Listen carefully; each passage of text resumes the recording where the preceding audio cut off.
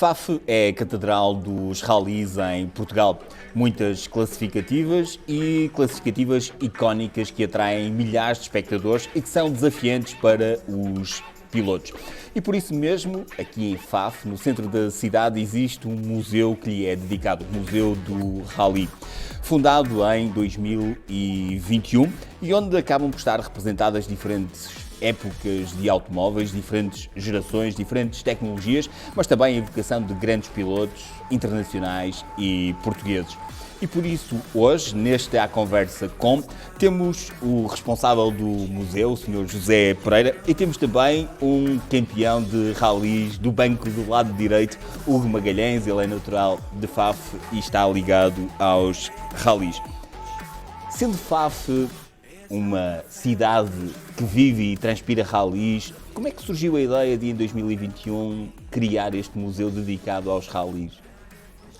Ora, muito bem, começar por agradecer ao portal Tamo Gui Sousa pela amabilidade de dar a conhecer também o nosso museu, o nosso trabalho, e sejam muito bem-vindos sempre que o assim entender. Estamos aqui de portas abertas, precisamente para colaborar também com os vossos trabalhos. Respondendo concretamente à vossa pergunta, acho que juntou-se aqui a fome com a vontade de comer, estando nós numa das catedrais dos rallies mundiais, nada melhor que também ter um santuário.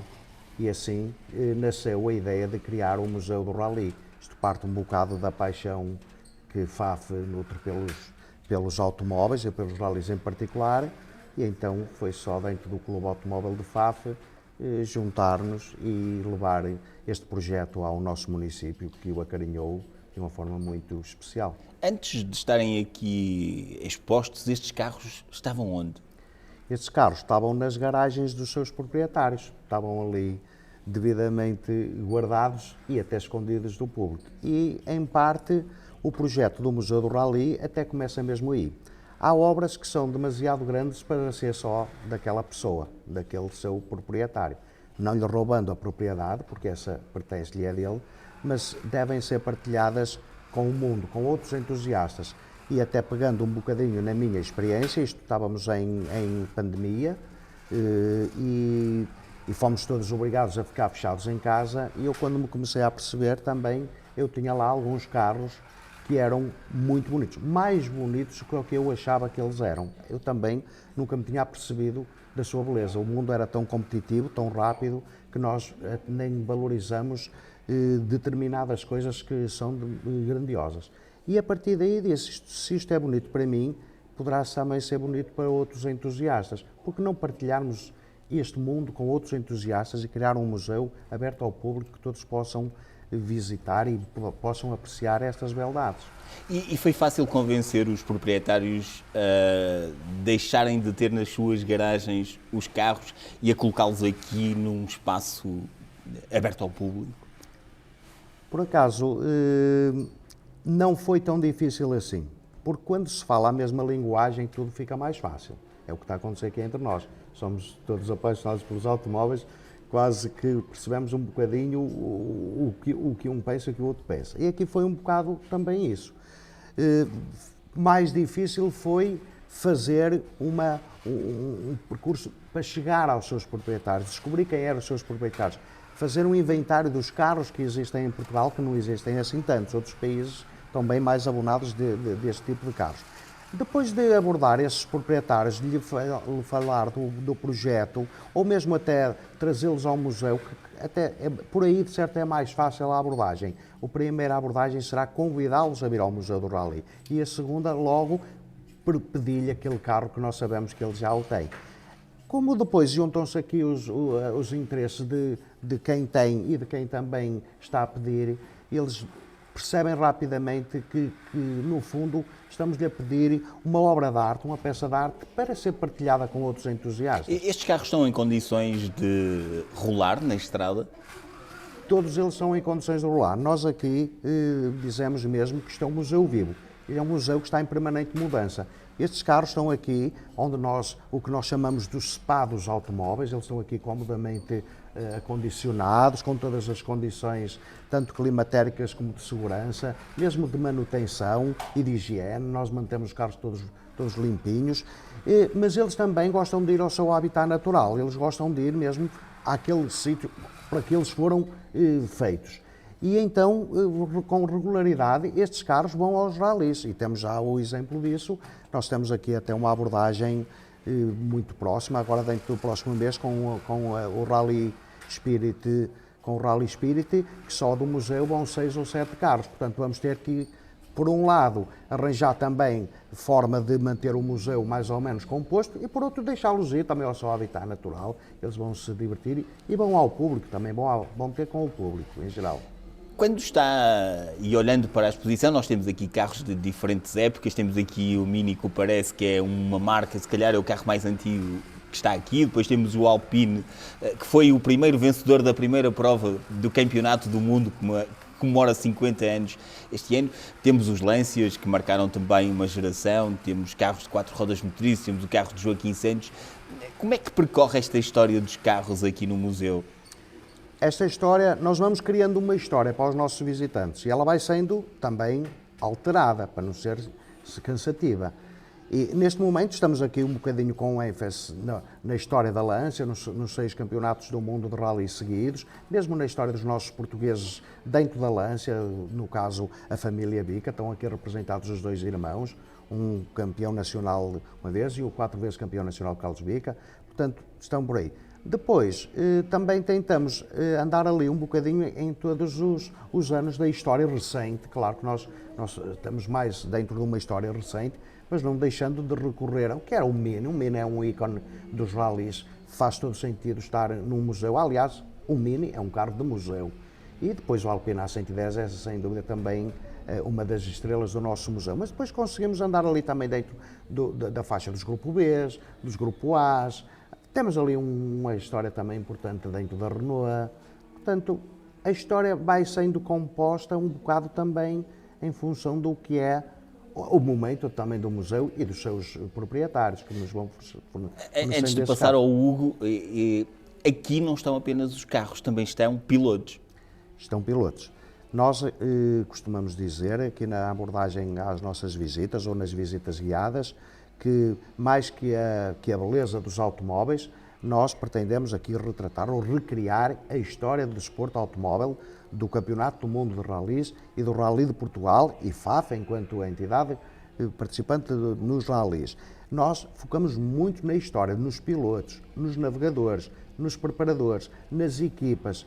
Nós vamos sempre contando uma história que envolve todo o universo dos rallies, não só a beleza dos automóveis. A beleza dos automóveis, às vezes, é o que menos nos preocupamos. Preocupamos mais com a história. E os carros até mais pequenos e às vezes sem tanto valor patrimonial estão carregados de história. E nós frisamos muito bem essa história aqui no nosso museu.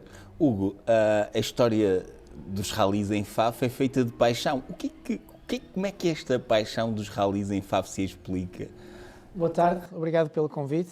Está na vossa presença, na presença também aqui do obreiro deste museu. Eu penso que é fácil e é difícil de explicar, porque quando damos conta, e falo pessoalmente, nós já estamos apaixonados pelos rallies. Ou seja, nós não escolhemos.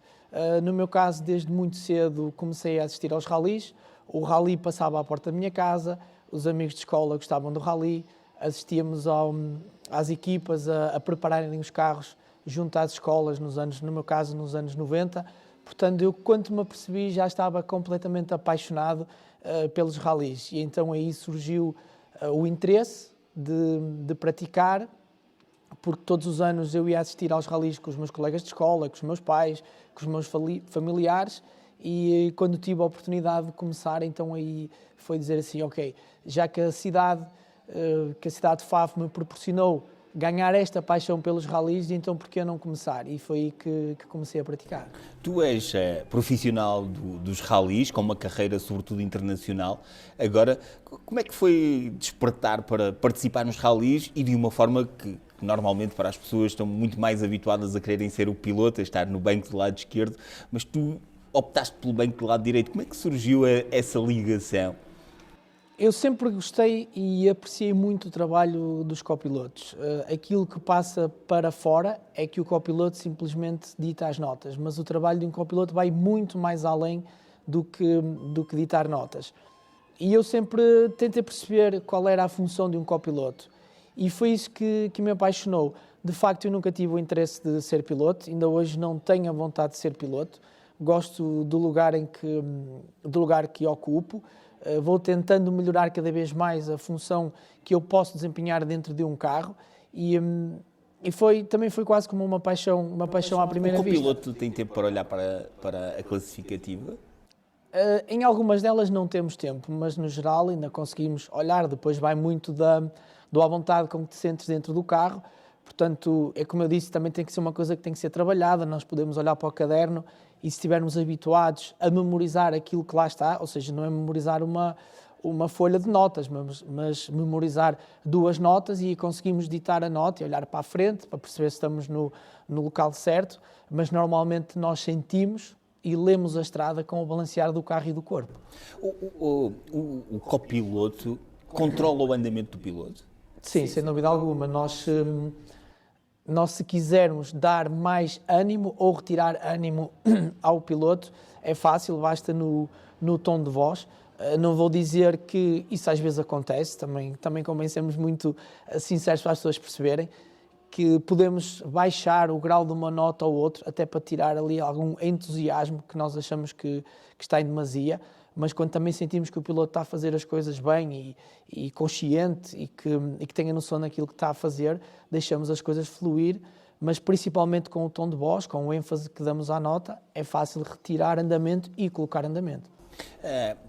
Ao longo dos anos e da história dos ralis, nós conhecemos muitas duplas que foram imutáveis durante as suas carreiras. Tu tens tido uma carreira que tens partilhado com vários pilotos. É fácil estabelecer uma ligação com o piloto ou, de facto, uma dupla mais estável tem alguma vantagem depois nas provas? Obviamente que uma dupla mais estável tem vantagens. Nós conhecemos-nos melhor, temos mais tempo para nos conhecer. O piloto consegue entender o copiloto, eu consigo perceber as necessidades dele, mas felizmente eu não tenho tido grandes problemas em adaptar-me aos pilotos, como eu sempre disse e friso cada vez mais. O copiloto tem que se adaptar ao piloto, não é o piloto que tem que se adaptar ao copiloto. Ok, nós podemos levar novas ideias, novos métodos, novo know-how, mas temos que introduzir de uma forma lenta. Não podemos querer mudar tudo quando achamos que as coisas não estão a progredir no caminho certo. Portanto, a nossa função também como copilotos é entender pessoas. É isso que eu tento fazer. Eu tento entender o lado do piloto e se eu entender o lado do piloto como deve ser, eu vou conseguir também mudá-lo e transformar algumas coisas no sentido que eu acho que poderá estar correto. Mas, como é lógico, ele também traz muitas coisas corretas e acrescenta-me sempre muito a mim enquanto copiloto também. Tens uma carreira internacional em que estás também em ralis de diferentes tipologias, no Médio Oriente inclusive, onde as classificativas devem ser muito diferentes daquelas a que estamos habituados. E tens também um aspecto que é de tentar formar novos pilotos. Sim, também o facto de eu fazer muitos ralis em pisos diferentes ou com características diferentes é excelente porque traz-me outro conhecimento, prepara-me para novas situações. O tentar formar pilotos também é uma coisa que eu sempre gostei, ou seja, a paixão de copiloto provavelmente também já estava ligada a isso, algo que eu vinha a descobrir com o passar do tempo. Eu gosto e cada vez mais quero passar aos outros aquilo que não me passaram a mim, porque não é fácil encontrar uma escola, um local de formação. Na realidade, penso que não há. E é isso que eu gostava e que gosto de dar aos pilotos mais novos, transmitir-lhe conhecimento não só a nível de ralis, mas também a nível de performance, porque eu sempre me considerei, e a maior parte das pessoas que me conhecem sabem, que antes de eu entrar no mundo do desporto motorizado nos ralis, eu fui jogador de futebol profissional, portanto já trago algum rigor e alguma capacidade em lidar com as outras pessoas. E aquilo que eu tento passar a todos os meus pilotos, principalmente aos mais novos, porque são aqueles que têm mais ambições de futuro, é que nós temos que trabalhar como atletas profissionais. que, por consequência, é um piloto ou é um copiloto, mas eu peço sempre que eles se comportem e que trabalhem como um atleta profissional. É esse rigor que eu tento, e esse espírito e essa mentalidade que eu lhes tento incutir. E não estás atualmente em nenhum projeto que estejas a lutar pelas vitórias à geral. Como é que é um piloto, e neste caso um copiloto, como é que aborda as provas sabendo que não está ainda no patamar de lutar pela geral? Honestamente, eu abordo as provas ainda com mais vontade, porque, falando muito diretamente, eu não estou num projeto para lutar pelas vitórias a nível nacional, à geral, por opção própria. Já lá estive, podia continuar, mas o meu objetivo, o meu grande objetivo de carreira é permanecer a nível internacional e, tal como eu transmito aos pilotos mais jovens, eu também estou a atravessar um processo. E eu sei que para chegar a um determinado patamar eu tenho que enfrentar determinados processos, seguir determinados passos e eu estou a fazer esse caminho. Portanto, a ambição é grande porque, como o meu objetivo requer muito trabalho, eu mantenho-me vivo, mantenho-me alimentado. Ou seja, eu não me sinto desmotivado por estar num projeto A, B ou C que não luto pelas vitórias, mas eu sei que ao mesmo tempo eu estou a ganhar outras coisas que futuramente me vão ajudar a conseguir vitórias. Portanto, falta de motivação ou interesse em trabalhar mais por ser como um piloto jovem é algo que eu ainda não perdi, tenho cada vez mais motivação e também, claro, se eu quero continuar a formar jovens e a ajudar jovens, eu tenho que estar motivado para motivar e mostrando trabalho e resultados, mesmo que não passem por lutar pelas vitórias à geral, é uma mais-valia para mim. Agora, eu estou seguro que nesta fase em que tanto eu como eles não ganhamos à geral, que isto vai dar os seus trunfos e sim, eu vou sentir que fiz o percurso certo, que percorri esse percurso, o caminho certo. Se concretizar e se te levar aos teus objetivos, queres-te posicionar no Campeonato do Mundo de Rallys? Sim, eu gostava de me posicionar numa equipa oficial. Provas de Campeonato do Mundo de Rallys já eu faço desde 2012. Como é que um navegador, agora esta curiosidade, como é que um navegador chega a uma equipa do Campeonato do Mundo, uma equipa oficial, como a Ford, como a Toyota? Assim, como ele chega lá, eu não sei, porque eu ainda não cheguei lá. Agora, nós temos que analisar um bocadinho o percurso do Hugo Magalhães. Provavelmente a maior dificuldade que eu estou a encontrar em chegar a uma equipa oficial é que não há nenhum piloto português a chegar ao Mundial de Rallys uma equipa oficial. Às vezes as pessoas questionam-me que eu poderia estar no lugar do qual não vou mencionar particularmente o nome de outro piloto copiloto a nível mundial. Mas se virmos, eles chegaram lá com a sua dupla de sempre, com um piloto da própria nacionalidade, com alguém com que sempre correram. E eu não, eu tentei sempre procurar novos caminhos para chegar ao Mundial de Rallys, abandonei a minha língua materna, que foi outra dificuldade que eu encontrei, dando notas em português, em espanhol, em francês, em inglês, ou seja, sempre com os olhos postos no objetivo final.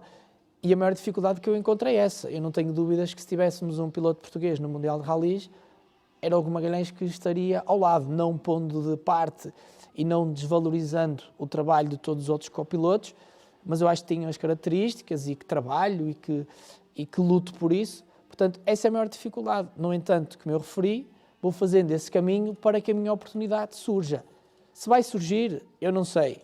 Se é impossível, eu nunca digo que é impossível, mas enquanto eu sonhar, eu vou-me mantendo vivo e alimentado. Eu gostava, só para fecharmos, que falasse um bocadinho sobre os teus próximos projetos, mas antes fica uma curiosidade, até porque vamos ter o Rally de Portugal nos 50 anos do Campeonato do Mundo, vamos ter os dois, Sébastien Ogier e o Loeb, cá em Portugal, e a propósito de navegador, causou bastante estrondo e bastante surpresa até quando o Loeb chegou ao Monte Carlo numa nova equipa, depois de vir do deserto e ganhou, e com uma navegadora que nunca tinha trabalhado com ele. Há alguma explicação que permita, de forma analítica, compreender isto?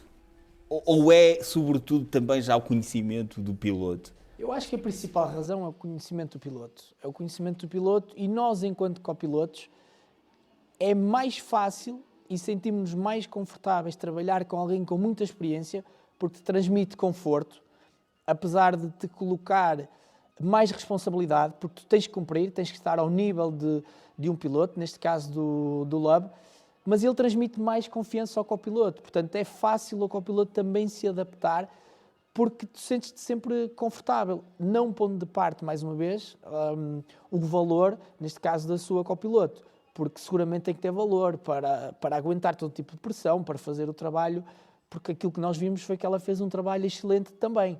Agora, quando trabalhas com alguém muito experiente, as coisas tornam-se mais fáceis. E próximas provas que vais fazer? As próximas provas passam por Campeonato Europeu de Rallys, as Canárias, e o Rally de Portugal, e depois entro num ciclo infernal entre provas do Campeonato do Mundo e Campeonato da Europa. Penso que até ao mês de setembro vai ser quase fim de semana sim, fim de semana sim. Muito bem. José Pereira, e nesta sequência em que vai renovando os carros que fazem parte do Museu do Rally, o que é que pode desvendar de próximos carros que vão passar por cá? Ora bem, não muito, porque esse é o segredo. O segredo é a alma do negócio. É a alma do negócio, mas posso já deixar aqui um cheirinho do que vai acontecer. Nós estamos-nos a preparar para festejar o primeiro aniversário. Somos ainda uma criança, está a começar a andar, ainda somos muito jovens, e o primeiro aniversário será ali por volta de julho, e nessa altura temos um compromisso com nós mesmos e com o nosso projeto e para com os nossos visitantes, que dentro de 25% a 30% do museu vai ser alterado no que é a sua história e a sua configuração atual. Eu vi que muitos dos visitantes que vêm cá não são apenas os apaixonados pelos ralis, mas também já vi visitas de escolas e também de grupos de admiradores de determinado tipo de carros, os Lancia, os Minis. Como é que esses grupos se organizam e vêm também aqui ao museu? É uma pergunta bem colocada, porque esses grupos realmente são também uma forte inspiração para nós, museu. Nós ficamos muito honrados de sermos abordados por esses vários grupos que têm visto, e agora recentemente também estão a aderir as escolas, e brevemente queríamos entrar no mundo empresarial nas empresas, as visitas de empresas com os seus colaboradores, virem passar uma tarde ao museu. E esses grupos abordam-nos nos seus eventos, que eles têm mensais ou anuais, e abordam naturalmente o museu como sendo um espaço de partilha e de conhecimento. Nós temos uma visita guiada específica para esses grupos, de 30 a 45 minutos, e se o entusiasmo for muito, até podemos prolongá-la. E esses grupos vêm aqui conviver, entre eles, um bocado com o museu e com esta história que o museu representa, e, no fundo, todos eles também são, de certa forma, apaixonados por um ou outro piloto ou por um ou outro carro. Portanto, faz sentido eles também nos abordarem e nós também recebê-los de braços abertos. Hugo, para fecharmos a conversa, eu queria lançar-te um desafio. Consegues descrever as notas da descida para o Confurco, das últimas curvas da passagem no Confurco? Ou seja, a descida, naquilo que eu me lembro das minhas notas, eu tenho uma esquerda 2 longa, 20, direita 5, a travar para a direita 3, escorrega, com esquerda 4, abre para a esquerda 3 mais no asfalto, 20, direita gancho. Depois começamos a subida para o Confurco. E, para fechar mesmo, as duas últimas curvas antes do salto? As últimas duas curvas antes do salto temos a direita 6 a fundo, com o topo à esquerda 6 a fundo, para a direita 6, sem, atenção, salto pelo meio. Depois caímos em cima de uma curva, 20, direita 6, 20, que é um topo com 20 metros a descer, para uma direita 3 mais. E assim fica a descrição da chegada à classificativa, ao final da classificativa da Lameirinha, que é também a última classificativa do Rally de Portugal. Este foi à conversa no Museu do Rally em Faf, com José Pereira, o responsável do museu, e também com o experiente navegador Hugo Magalhães, ele que é natural de Faf.